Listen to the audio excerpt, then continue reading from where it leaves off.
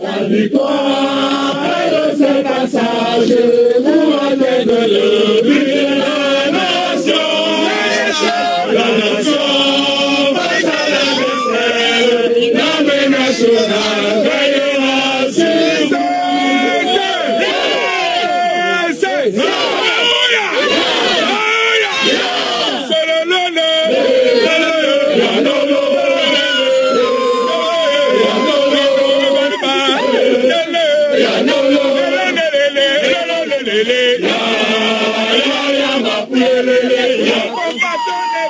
pourquoi tu me gênes?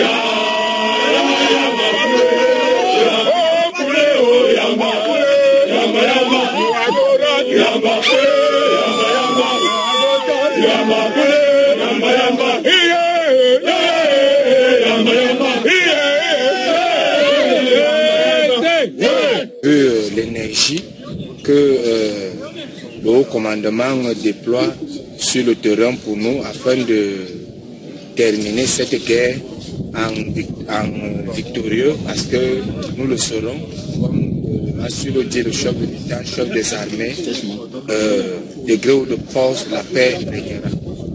C'est la partie où la mort nous encore. Ok. Ouais, un grand kiff au président de la République. Et nous sommes avec vous, son Excellence. Ciao, ciao. Nous allons nous battre pour notre pays. Vive le Cameroun. La paix régnera, mama, oh, zaï, mama. Yeah, mama, oh, zaï, mama. La paix c'est nous, mama, oh, zaï, mama. Yeah, mama, oh, zaï, mama. Boko Haram, tu auras de mes nouvelles. Boko Haram, a touché mes parents sans me demander. Boko Haram, tu auras de mes nouvelles. Boko Haram, sans me demander. Boko Haram, tu auras de mes nouvelles. Boko Haram, lever les bêtes sans me demander. Boko Haram, tu auras de mes nouvelles. Boko Haram, je t'envoie mes parents sans te demander. Boko Haram, tu auras de mes nouvelles. Boko Haram, je t'envoie mes quartiers sans te demander. Boko Haram, tu auras de mes nouvelles.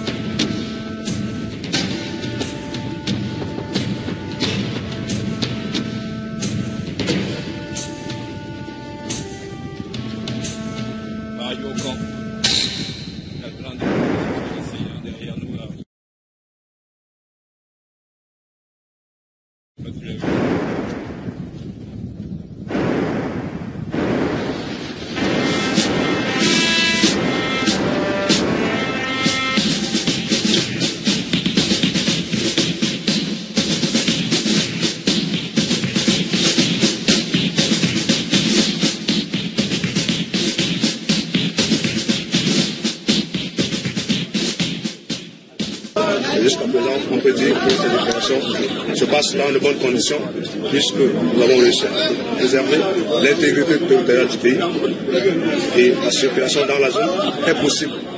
Comme vous allez le vivre tout à l'heure, vous pourrez vous déplacer librement d'un poste à un autre.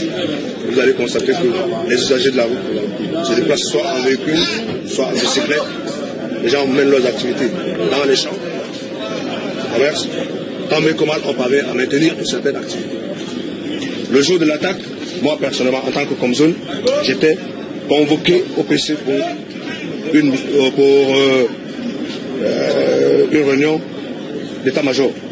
Donc, quand l'attaque est survenue, le lendemain de mon départ aussi, c'est mon adjoint, le capitaine Djanko, qui était en poste. J'ai rejoint quand l'attaque avait déjà été repoussée. Donc, je lui laisse le soin de vous expliquer comment ils ont subi l'attaque et comment ils ont réagi pour repousser l'ennemi. Merci mon commandant, je suis le capitaine Djanko, comme zone sud adjoint. Donc, brièvement, ce qui s'est passé ce jour du 12 janvier 2014, ici à Kolfata, c'est que nous avons eu à essuyer une forte attaque, une forte agression ennemie. Donc, aux alentours de 5h36, dans une matinée de brouillard où il nous était impossible d'observer à plus de 50 mètres. Nous avons été surpris à très courte portée par environ 300 combattants Boko Haram qui avaient préparé une attaque qui nous a été rapporté qu'ils ont jeûné pendant 7 jours, qu'ils ont tenu des réunions à Goza en territoire nigérien avant de venir effectuer l'attaque ce matin du 12 janvier. Donc nous étions dans le dispositif normal de défense, parce que nous sommes ici en défensif essentiellement. Nous avions briefé les hommes sur les attaques imminentes qui peuvent arriver à des heures qui sont les plus critiques, c'est-à-dire entre 16h et 10h du matin, c'est-à-dire de 16h à 20h. C'est à cette heure-là que les attaques sont souvent concentrées. Et en matinée, de 3h30 jusqu'à 8h, également, on fait souvent, on affronte souvent de nombreuses attaques dans ces créneaux horaires. Donc, nous étions effectivement sur nos gardes parce qu'on était dans le créneau de fortes possibilités d'attaque. N'empêche que le brouillard, qui était très épais, ne nous permettait pas d'observer au loin. Donc, eux, ils avaient pris les devants. La veille, ils ont envoyé une équipe en coco dans un village qui est situé à plein ouest, environ à 2 km Bamé. Ils y ont installé une petite équipe de reconnaissance dans le but déjà de reconnaître leur emplacement de déploiement. C'est leur zone de déploiement pour l'attaque. Également de renseigner au loin sur l'attitude, le volume et la situation amie que nous sommes. Ça a été fait sans que nous puissions nous en rendre compte parce qu'il y avait du brouillard et qu'ils avaient infiltré de nuit. Donc, à 6h, 5h30, il y a un élément qui était allé pour une commission, au niveau de la gendarmerie. C'est lui qui a été, son attention a été attirée par des mouvements inhabituels. Donc, il a fait demi-tour et le temps de franchir l'entrée du camp, les rafales de 12-7 avaient déjà été déclenchées par les ennemis qui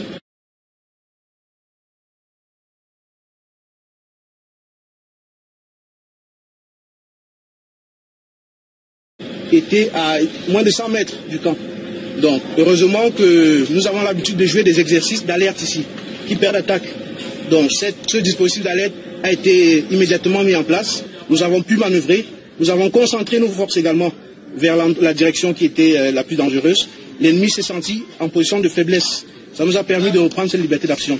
Bon, quand ils avaient compris qu'ils étaient déjà en position de faiblesse et qu'ils avaient perdu beaucoup de gens, du fait qu'ils avaient avancé très proche, très près des lignes amies, puisqu'il y avait le brouillard, ils se sont avancés de très près. pour nous surprendre. Donc ça a également joué en leur défaveur parce que lorsqu'on s'est réarticulé, on avait le maximum d'ennemis à moins de 100 mètres. Donc les gars ont eu un très bon bilan. Ils ont vu qu'ils perdaient beaucoup d'hommes, ils ont essayé de déborder largement par l'ouest pour aller nous prendre par les flancs, qui à ce moment-là était un peu le maillon faible du dispositif. Donc ils ont réussi à déborder et arriver au niveau du camp B où il y avait moins d'hommes, il y avait beaucoup moins d'armements lourds. Et c'est à ce moment qu'on s'est rendu compte que leur concentration de forces n'était plus en face, mais sur le flanc. Donc il a fallu une très bonne combinaison de forces. Artillerie, blindés et les gendarmes également qui nous avaient renseigné. Il y a eu beaucoup de VH qui ont été morts ce jour-là. 146, ce qu'on a décompté. C'est sûr qu'ils ont emporté d'autres cadavres avec eux, mais c'est ce qui s'était passé. Environ 2 heures de temps après les combats, nous avions pris l'initiative. Et aidés par l'état-major à Maroua, nous avons pu obtenir le renfort ami venant d'Amchidé, avec un blindé et une forte équipe de CAT. Donc CAT, c'est le centre antiterroriste. C'est une unité d'élite au sein des BIR. L'ennemi, ayant perdu l'initiative, a voulu reculer pour réarticuler et revenir. Donc c'est cet appui qui est venu d'Amchidé qui a permis la poursuite de l'ennemi, déjà, qui a permis de le contenir pour, si jamais il y avait une contre-offensive. Et on les a poursuivis en direction de Bamé. Ils ont décroché.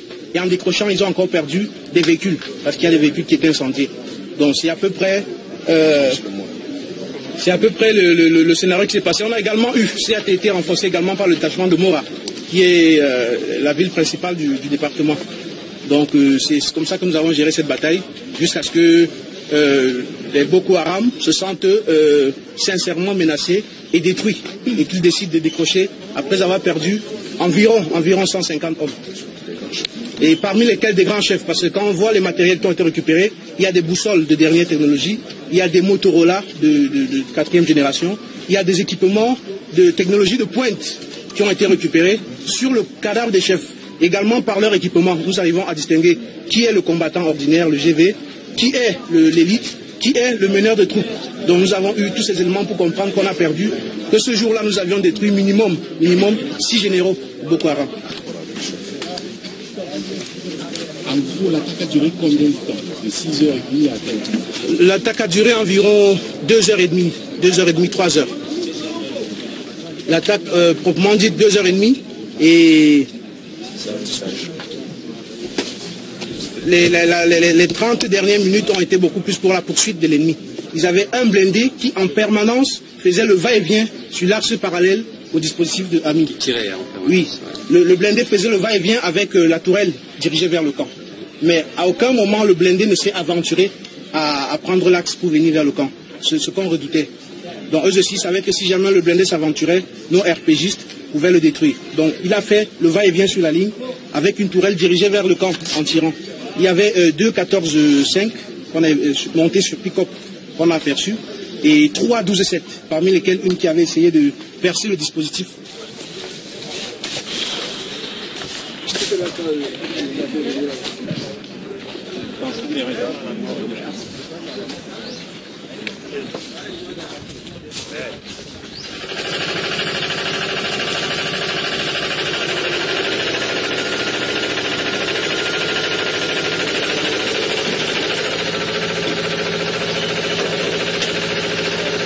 Vous savez, la zone, il n'y a pas beaucoup d'arbres, il n'y a pas beaucoup de végétation, donc ils peuvent également se regrouper partout et n'importe où. Donc on fait l'effort pour que nous visualisions très bien la carte, que tout le monde connaît très bien, et puis maintenant, en fonction de ça, on va demander des tirs sur telle ou telle position. Ils ont des endroits de regroupement où d'habitude, et ils ont l'habitude de se regrouper à certains endroits, qui sont déjà reconnus, qui sont déjà connus, où ils viennent se regrouper pour faire un grand nombre qui va leur permettre d'arriver sur la cible.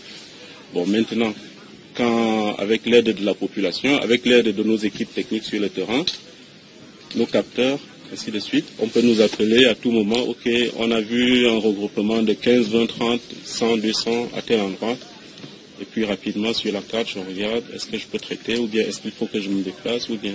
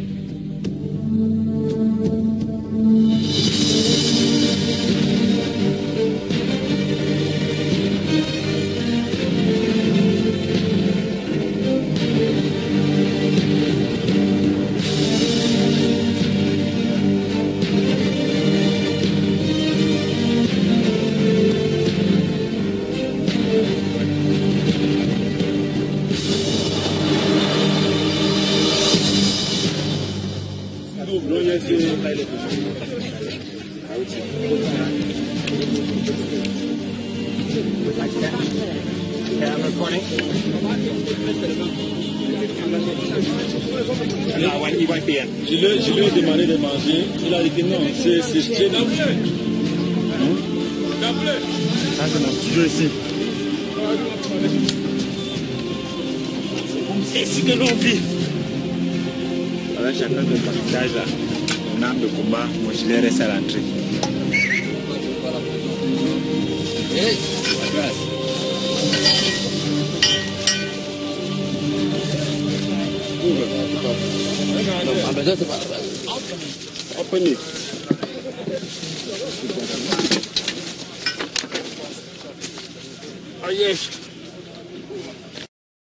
Parce que les assaillants étaient du côté gauche de la route. Donc en plus de la roquette anti-char qui est restée fixée là, sans exploser, il y a eu la 12-7 qu'ils avaient à tirer à feu nourri sur le véhicule. On peut voir les impacts de la roquette là. Et par ici, vous allez voir la destruction de la portière. Le chauffeur a pris quelques balles, mais il n'est pas mort. Il est sain et sauf. Il a été évacué par ambulance. Il y a quand même du sang qui est resté là. Ça, c'est la tête de la roquette qui a perforé ce réservoir. Du kit d'embrayage. Voilà. Voici le reste de la roquette qu'ils avaient tiré.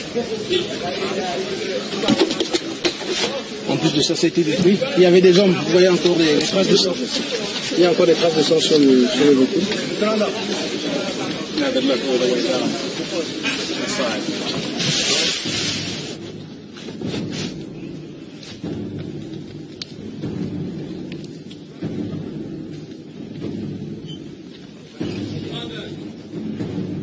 Il y a des traces de sang ici.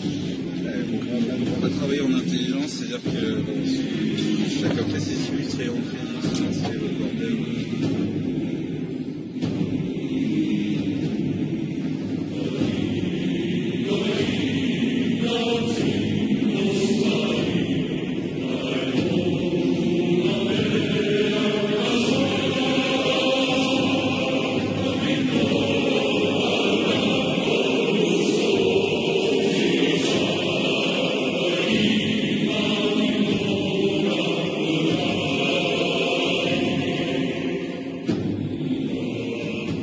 À l'instant là où nous sommes aujourd'hui à Kolofata, ceux qui sont là sur place sont vraiment patients, ils n'ont pas peur. Et chaque fois on entend des nouvelles partout, par-ci, par-là. Vraiment nos forces de l'ordre aussi font un bon travail. Forces de défense. Dès qu'on a quelque chose à côté, on les informe. On ferme le représentant du chef de canton, le représentant du chef de canton les informe à l'immédiat. Vraiment on n'a pas d'inquiétude. Surtout nous qui sommes ici à Kolofata à présent. Vous savez quand même où sont les postes, comment vous pouvez les renseigner, les autorités. Par téléphone. Par téléphone. Vous avez téléphone. le numéro de téléphone. Oui, on a les numéros de téléphone, par téléphone. Et bon, maintenant, je vais quand même vous apprendre qu'il y a une perspective heureuse, c'est-à-dire que les États de la région, le Tchad, le Bénin, le Nigeria, on a décidé de faire une grande force. Oui, on est au courant. Voilà. On voit la télé, on entend la radio, tout ça. Est-ce que c'est ce que tout ce qui se passe là en ce moment, ça vous a causé beaucoup de problèmes sur le plan économique? Effectivement. Surtout moi, je peux prendre l'exemple sur moi-même. Moi, je suis photographe, agent identificateur. Ça fait déjà 1 an aujourd'hui. On n'a pas cette opération. Nos salaires, actuellement, mon salaire, je peux dire, depuis le mois d'août, on nous a commencé à payer à 25%, à 50%. Aujourd'hui, au mois de janvier, on nous a payé à 25%. Actuellement, je ne connais pas le mois de salaire du mois de février, si je peux être payé ou pas. Je ne sais pas ce que la société a décidé. Comment vous faites pour vivre? Pour vivre, bon, on a nos champs champêtres qu'on cultive. Actuellement, on est au moment de ramener ça à la maison, c'est déjà mûr. Et il y a aussi les frères qui nous aident un peu. C'est avec ça qu'on survit. Alors, vous savez que les agences sont fermées? Sont fermées tout. Les enfants, ils sont où? Comment vous êtes organisé? Actuellement, il y a l'école groupe 1 qui a commencé aujourd'hui même là. Le directeur est entré en ville hier et avant-hier a sensibilisé les parents d'élèves et les élèves même de venir à l'école. Que l'école groupe 1 sera ouverte. Mais l'école groupe 2 ne fonctionne pas. Le lycée non plus? Non plus, le lycée. Le lycée, on a amené les enfants à Mora. les élites se sont retrouvées, ils ont trouvé un compromis avec les dirigeants des établissements et autres. Maintenant, tous ceux qui sont dans les salles des examens, on les a amenés à Mora. On les a trouvés un abri pour les enseigner.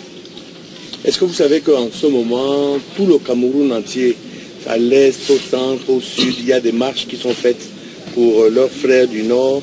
Il y a un engouement pour tout le Cameroun. Comment vous ressentez cette unité derrière non seulement les forces de défense, mais derrière aussi l'extrême Nord? Oui, vraiment, nous sommes très contents.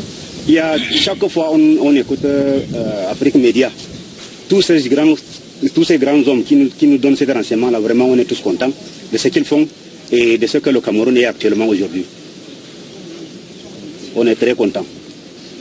On sait que notre président est derrière nous. On est très contents vraiment. Aujourd'hui à Kolfata, tout le monde connaît qu'il y a une partie là qui n'habite pas Kolfata, qui sont partis à Mora, à Maroua. Le peu qui nous sommes ici à Kolfata, un de nos enfants ne peut pas quitter sur une bicyclette, aller chercher un carton de savon à Mora.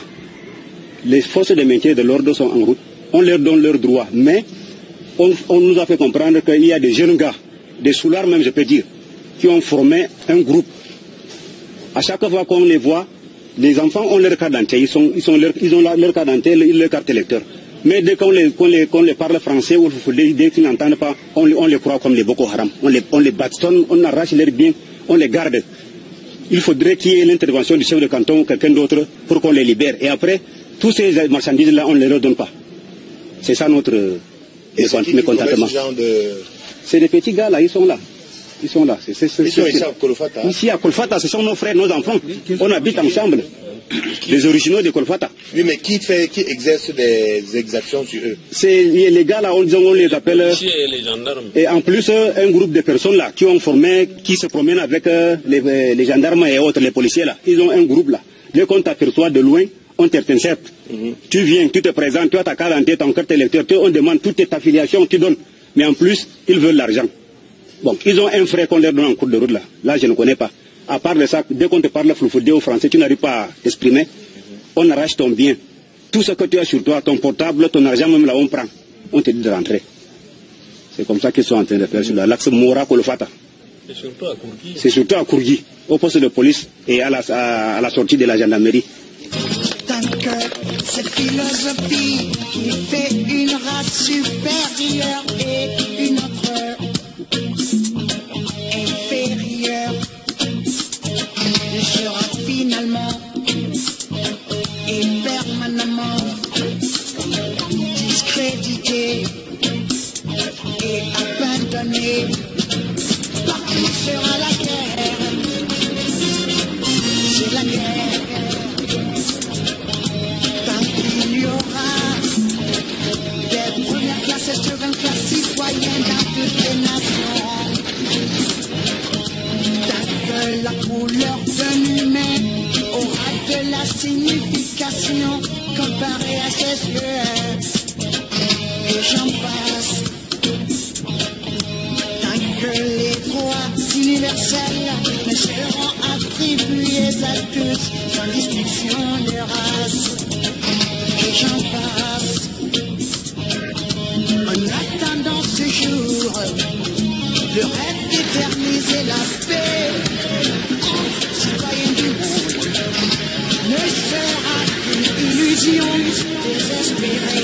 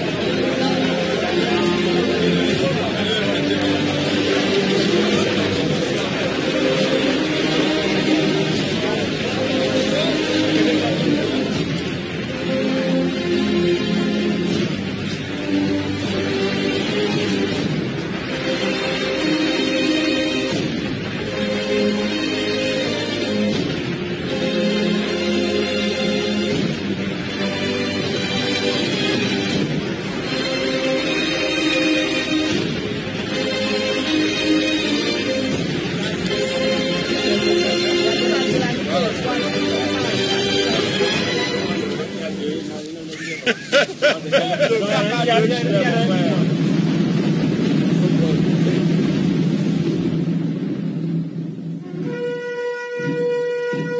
je n'ai pas vu la guerre, ça va venir, je n'ai pas vu la guerre venir. Il y a aussi les 2009 là. Les galets.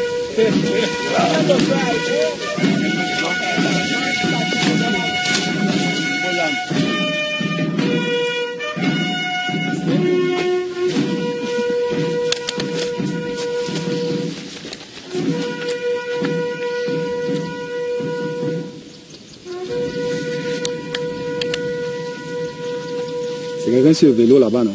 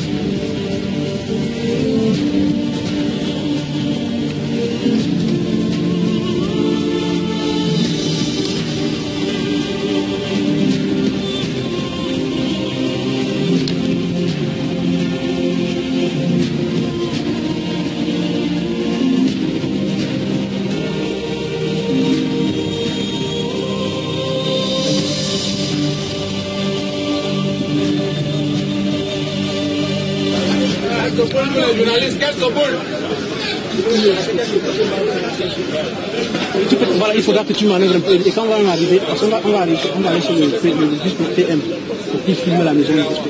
Bateau! Bateau! Bateau qui n'existe pas, il est parlé. Faites embarquer tout le monde. Départ. Départ, les moteurs doivent chauffer, parlez. On va toujours. Quelques boules de farine. Quand tu parlais quelques boules aux journalistes, quelques boules de farine aux journalistes, c'était pareil ça.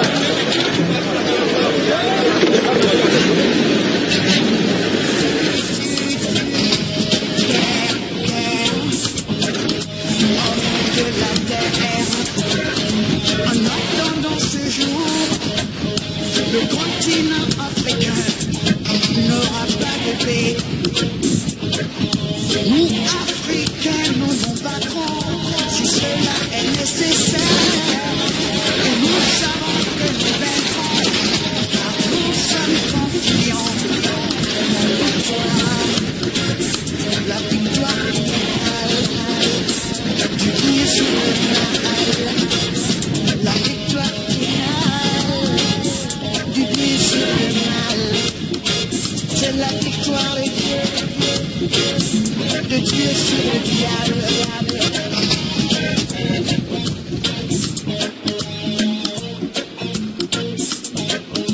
Sabari, sabari, sabari, sabari, sabari, sabari, sabari, sabari. Masanike à la Niger, Masanike à la Niger.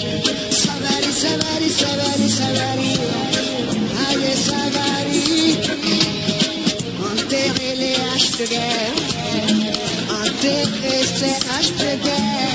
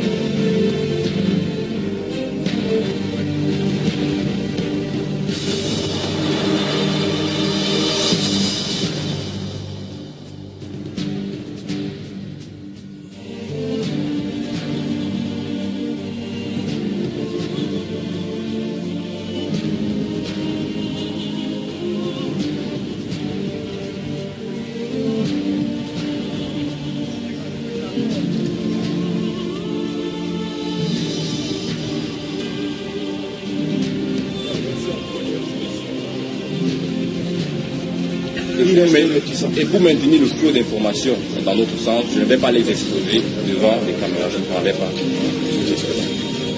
Parce que coopérer avec nous peut se traduire en un assassinat ou à leur famille qui disparaît. C'est pas, la situation n'est pas aussi, parce que ce n'est pas noir et blanc.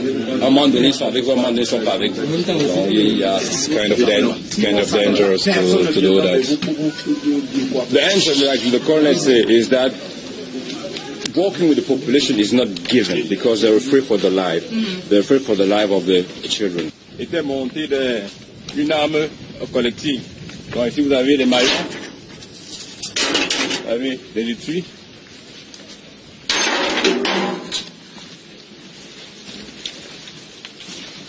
Là-bas, c'est de ce côté que le premier véhicule est allé s'échouer. Le véhicule bourré d'explosifs. C'est de ce côté qu'il est allé s'échouer, malheureusement pour eux. Juste derrière lui, ce blindé suivait. Et il s'est échoué, il a cogné le portail et il a été neutralisé juste avant qu'il n'arrive par les éléments sur place. Est-ce que vous voulez vous rapprocher un peu plus pour nous dire, enfin c'était vous disiez tout à l'heure dans votre brief, c'était une vraie opération militaire. Oui, l'habitude, les partisans de Boko Haram procèdent par de petites infiltrations, mais le 15 octobre, ils ont essayé de monter une véritable opération militaire qui s'est soldée par un échec qui ici est visible, tout le monde peut voir. Ils ont essayé de s'en prendre au dispositif sécuritaire des forces de défense camerounaises et ils ont été mis en échec. Et dans leur fuite, ils ont massacré sauvagement des populations civiles à l'arrière là-bas. Le lendemain, en allant au nettoyage et à la fouille, on a pu constater les atrocités qu'ils ont eu à commettre. Les rues étaient jonchées de cadavres de civils qui ont été assassinés par l'ennemi qui a été mis en fuite par les éléments des forces de défense du Cameroun. On est à la fois surpris par le fait qu'il avait un tank, un véhicule militaire, et par le fait qu'il soit arrivé aussi près de ce bâtiment. Vous expliquiez qu'il y avait eu un travail de préparation avant, d'infiltration avant au sein même de la population qui est assez difficile à détecter. Surpris, non, parce que les renseignements prouvent qu'ils ont toujours... et on sait qu'ils ont ce genre d'équipement. Surpris, non. Mais disons qu'ils se sont approchés un peu trop près pour eux. Ils ont constaté ce que ça coûte de se rapprocher un peu trop. C'est-à-dire que vous savez qu'ils ont ce type d'équipement militaire qu'ils ont probablement volé dans des bases de l'armée régulière de l'autre côté de la frontière. Nous savons.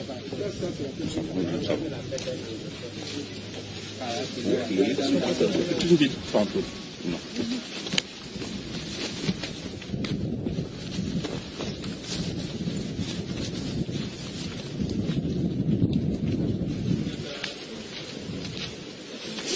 De l'explosion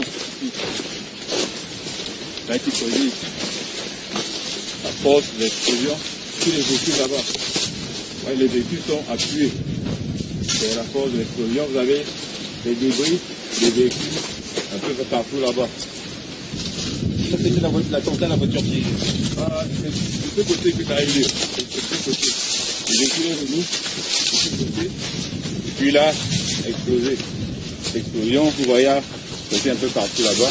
Et en fait, l'habitude de c'était ce bâtiment. Mais il s'est trompé à la dernière minute. Il est venu plutôt de ce côté au lieu d'aller de ce côté. Et juste derrière, il y avait le blindé. Le blindé est allé là-bas. Derrière, ici, vous aviez un attroupement important. C'était près de 200 à l'arrière ici. Là. Ils attendaient que la soupe initiale réussisse pour passer à l'arrière. Parce qu'ici, restituez-nous, on est vraiment tout près de la frontière avec le Nigeria. La frontière est à moins d'1 kilomètre à l'arrière. La route passe là, on a à moins d'1 kilomètre à l'arrière. Moins d'1 kilomètre. Ça veut dire que la menace est vraiment très près.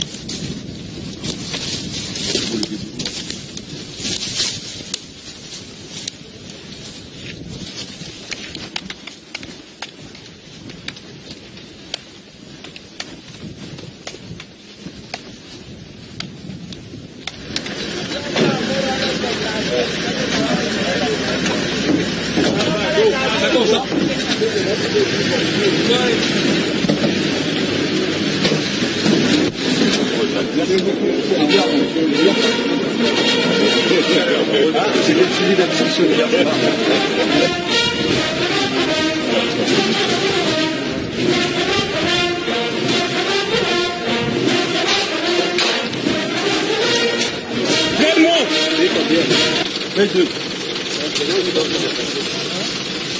Nous allons vous faire visiter juste un poste avancé d'où nos soldats observent et tiennent la frontière.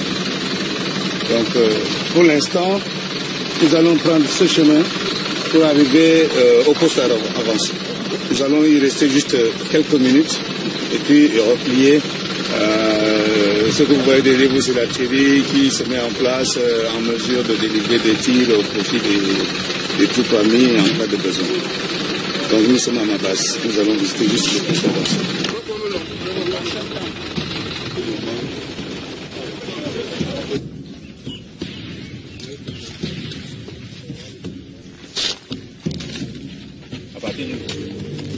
C'est possible, regardez.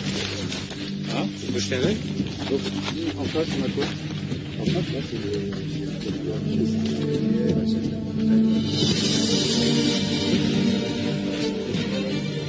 Juste après le lac, un mouvement de terrain. En fait, au sud de ce mouvement de terrain, vous voyez un hameau. C'est la partie sud, la sortie sud de Madagali. Et au nord de ce mouvement de terrain, également un hameau sorti nord de Madagali. Donc ce massif, en fait, cache la ville de Madagali qui est tenue par les BH. Toutes ces localités ont été vidées de leur population et contiennent des BH qui viennent de manière sporadique. Et ils tentent à faire des incursions pour aller sur notre territoire. À ma droite, vous allez voir une route, c'est celle qui passe par Magzi et qui se débouche au niveau du carrefour de Wandé où nous sommes passés tout à l'heure. Donc nos positions sont implantées le long de toute la frontière. Vous ne pouvez pas les voir, il y a des postes comme ceux-ci, celui-ci. Il y en a le long du flanc de cette colline, depuis Mogodé jusqu'à Zélévet, c'est le massif de Mont-Mandara. Le massif de Mont-Mandara qui surplombe donc le territoire nigérian et sur lequel nous avons toute une ligne de défense. Voilà à peu près ce que je peux vous dire par rapport à la défense tenue par les éléments des bataillons d'infanterie motorisée ainsi que les fusiliers de l'air. Donc nous sommes sur une crête et d'ici vous pouvez contrôler les mouvements ennemis. Tout à fait, comme vous le voyez, vous observez très bien, vous les voyez venir de jour comme de nuit, il n'y a pas de problème. Et tous ces villages qu'on voit là tout en bas sont vides. Et tout est vide, il n'y a que les BH. Vous observez beaucoup de mouvements en bas? C'est aux soldats qui sont là qui pourraient vous dire, puisqu'ils dorment là, ils sont là de 24 sur 24. En arrière, vous avez les positions de tir où sont donc implantées les batteries de tir. Vous les avez vues tout à l'heure sur les camions. Donc c'est là-bas l'équipe de préparation de tir avec les pièces de batterie de mortier de 120 mm. Et ici, vous avez donc, à côté de l'unité appuyée, l'équipe d'observation de l'artillerie qui est là pour acquérir les objectifs, c'est-à-dire les localiser, les identifier et les déterminer. Et enfin, régler les tirs, le cas échéant. En cas de tir, si le tir tombe à gauche ou plus loin ou plus près, ils sont là pour pouvoir donner les coordonnées exactes des tirs et puis les régler et les mettre en place. Voilà.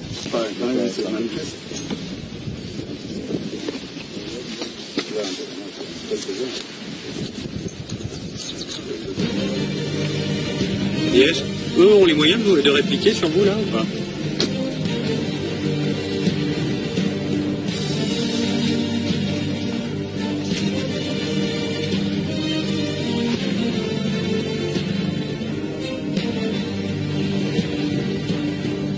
Il vient après, il vient mystiquement.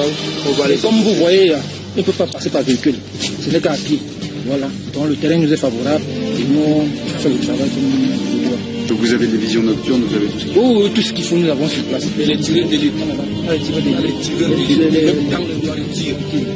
Voilà, on a tout ce qu'il faut. Je vous assure que d'ici 3 mois, l'histoire d'avoir fini grâce à l'armée de l'air camerounaise. Que ce soit les Boko Haram ainsi que même qui sont infiltrés avec leur armée nigériane, on va le mettre à terre. Je vous jure. Réellement, d'ici 3 mois, on va arrêter l'histoire de Boko Haram. Ils sont efficaces. Grâce à l'armée camerounaise, 10 militaires camerounais peuvent abattre même 10 500 Boko Haram. Je vous jure, on n'aura même pas d'incident. Ouais. Eh bien, c'est un vol tactique en très basse altitude. Nous sommes dans une zone de combat. On ne va pas s'amuser à faire à voler à haute altitude et dire qu'on est là. Nous pouvons suspecter des ennemis sur le terrain. C'est une zone rouge, c'est une zone opérationnelle qui impose un vol tactique pour pouvoir échapper aux tirs éventuels de l'ennemi. Vous savez, nous sommes une armée conventionnelle et nous travaillons selon des standards bien établis. Et cela montre, s'il en est encore besoin, du professionnalisme de cette armée camerounaise, du professionnalisme des équipages de l'armée de l'air. Vous voyez, nous sommes ici, à 5 mètres sol. Il n'est pas donné à n'importe quel pilote de réaliser ce genre de vol à plus de 320 km/h. Et je vous dis, c'est un peu ça. Lorsque vous êtes sur le terrain, vous avez les artilleurs qui sont de très bons artilleurs. Vous avez la cavalerie, vous avez les forces spéciales. Bref, ça participe du programme de professionnalisation qui s'inscrit dans la réforme que le chef de l'État a pu mettre en route depuis 2001.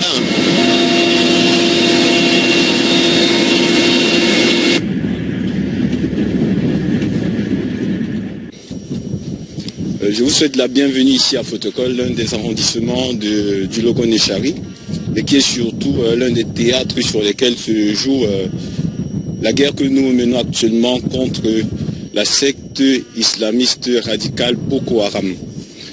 Alors, c'est l'un des principaux théâtres d'opération pour plusieurs raisons. Des raisons qui peuvent être d'ordre géographique, sociologique ou économique. Géographique parce que l'arrondissement de Fotokol est adossé sur la frontière avec le Nigeria et n'est séparé de la ville nigériane de Gambarou que par un maillot, un cours d'eau saisonnier. Sociologiquement parce que vous savez que de part et d'autre de la frontière, nous avons des ethnies qui appartiennent à la même communauté. Donc l'expansion d'un fléau d'un côté de la frontière vers l'autre côté de la frontière est de ce point de vue très possible. Et économiquement, Fotokol constitue une des principales voies de transit des flux économiques entre l'Afrique centrale et l'Afrique de l'Ouest. Donc, entre autres, pour tous ces enjeux, Fotokol constitue une plateforme extrêmement importante, aussi bien pour la nébuleuse Boko Haram que naturellement pour les forces nationales qui sont engagées ici pour défendre leurs intérêts. Depuis la fin du mois d'août, période où l'armée nigériane qui occupait la garnison du Gambarou s'est retirée à Fotokol, cette localité a été investie par les forces de Boko Haram. Donc, du coup, à partir de Gambarou, des centaines de combattants de Boko Haram qui étaient installés ont tenté de nombreuses incursions sur le territoire camerounais, notamment à Fotokol, en vue de conquérir cette position. Ces attaques ont été régulièrement repoussées par les forces camerounaises lorsqu'il s'agissait d'assaut direct. Quelque temps après, nous avons assisté à des actions de harcèlement par des tirs de mortier ou des infiltrations sur notre territoire pour y mettre des engins explosifs improvisés. Nous avons répliqué également par des actions de harcèlement et nous avons pu jusqu'ici stabiliser notre position. Actuellement, l'ennemi a été repoussé hors de Fotokol, mais grenouille toujours dans les environs. Il a été repoussé grâce à l'intervention des amis qui, eux, ont traversé la frontière. Les amis, c'est l'armée nationale tchadienne qui se trouve actuellement de l'autre côté de la frontière. Pour l'instant, la situation est calme. Nous avons des manifestations de l'ennemi de l'autre côté de la frontière qui sont plus ou moins régulières puisque c'est un ennemi qui est désormais harcelé par les forces de l'armée nationale tchadienne qui se trouvent à Gambarou et au-delà. Et donc, les mouvements sont régulièrement signalés par nos capteurs humains qui nous renseignent sur leurs différentes activités. Et nous les prenons en compte dans nos opérations. Nous mettons l'accent dans nos patrouilles sur les sites où cet ennemi est censé fait un mouvement. Et jusqu'ici, pour l'instant, nous contrôlons la situation.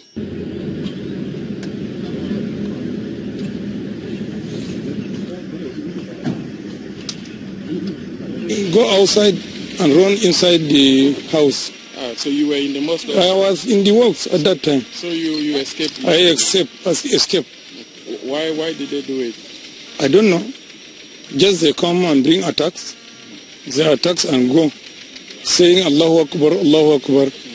God is great, God is great. Did you have any family member inside? Of course, 4 of us. 4 of your family? 4 of my senior brother and 2 of junior my brother's son. 4. 4 people? Yes. I'm sorry. Sorry. And since then, how has the town been? Has the army reinforced their position? Of course, it is improving. It is improving. We are feeling now it's okay. You don't feel, have many people left the town? They left the town and come back also. Okay. But it's not as if it's not as before? It is not as before. Now it is improving. Okay. Our mind is somehow settled now. Your mind is settled now? No. You don't want to leave? We can't leave this place because security is enough now. The army? The army on their own position, and we still, they are in good tone.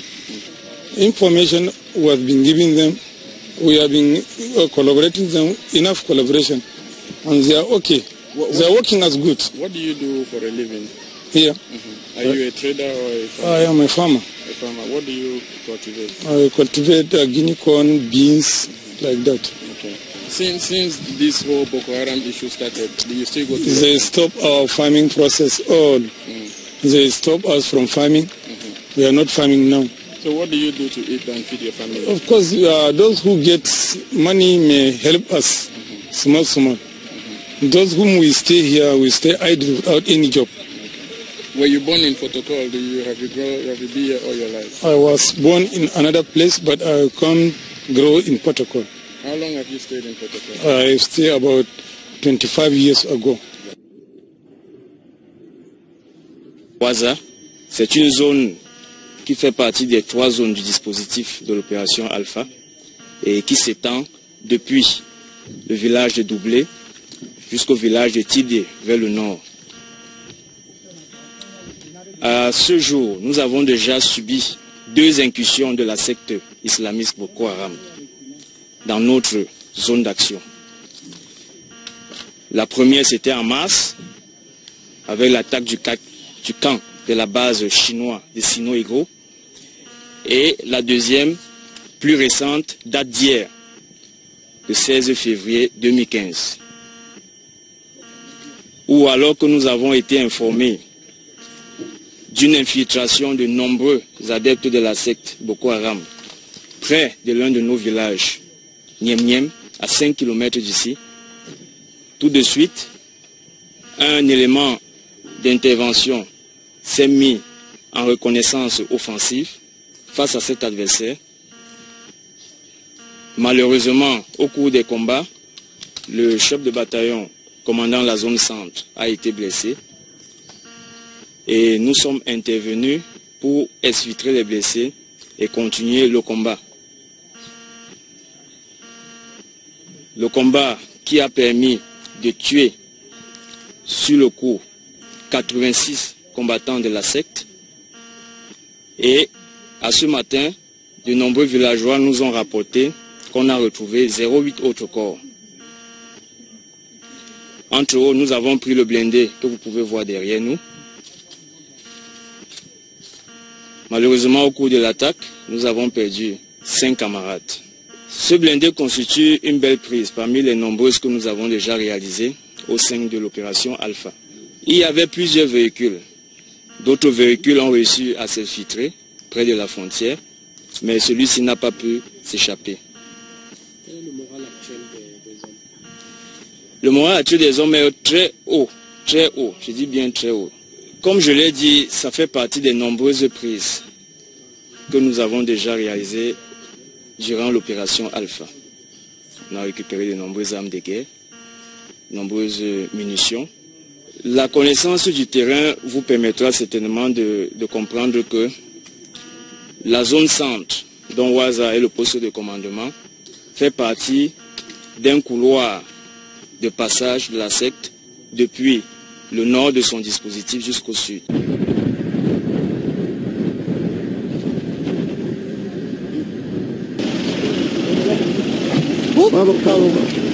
Vous allez déjà aujourd'hui? Très bien, très bien. Psychologiquement très bien, physiquement ça commence. On ne dit pas ça pour rentrer parce que... non, ça va.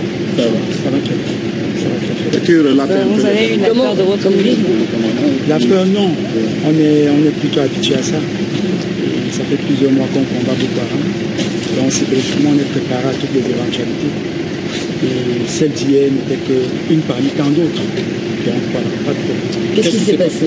Oui, disons qu'on a en face un ennemi qui sait ce qu'il fait, qui sait ce qu'il veut et qui connaît le combat qu'il mène. Et voilà, donc on a trouvé des gens assez bien organisés qui visiblement nous attendaient. Vous savez, c'est du combat irrégulier, c'est-à-dire que c'est une guerre bâtarde. Donc forcément, vous avez des gens qui les renseignent sur nos mouvements. Heureusement, ceux qui les renseignent sur nos mouvements sont plutôt peu nombreux. Mais ils sont suffisamment nombreux pour leur dire où est-ce que nous venons, comment nous venons, combien nous venons. Donc on a trouvé des gens qui étaient sur un site où visiblement ils nous attendaient. Le terrain il est vaste. Il a fallu en termes militaires, qu'on crapahute pour trouver où est-ce que les gens sont. Et après il y a eu un premier contact avec le premier véhicule qui, dans notre jargon militaire, éclairait notre progression. Donc un premier assaillant qui est neutralisé. Et ensuite, subitement, comme ça, des coups de feu qui commencent de partout. Et on est closed, comme disent les anglophones. Ça se rapproche. Et puis, on fait usage de toutes nos capacités. Et ça se déroule plutôt bien. Avec des militaires extrêmement vaillants, extrêmement courageux. Voilà. Quand vous dites proche, c'était presque du corps à corps ou... Écoutez, quand je dis proche, c'était quasiment du corps à corps. Le monsieur qui me tire une balle dans le genou, c'est quelqu'un que j'ai à quasiment 10 mètres. Je ne sais pas comment il ne m'a pas tué. Voilà. Donc c'était extrêmement proche, extrêmement. Et puis c'était sur un terrain où ils ont profité du couvert végétal. C'est-à-dire que les herbes étaient assez hautes, donc ils nous voyaient arriver. Bien évidemment, on n'arrivait pas comme des gens qui allaient en balade. On savait qu'ils étaient dans les environs, donc on allait de manière progressive en sûreté. Et voilà, donc dès que nous sommes arrivés à ce niveau-là, les combats ont commencé et tout s'est enchaîné très vite, très vite. Soyez-en sûrs, très vite.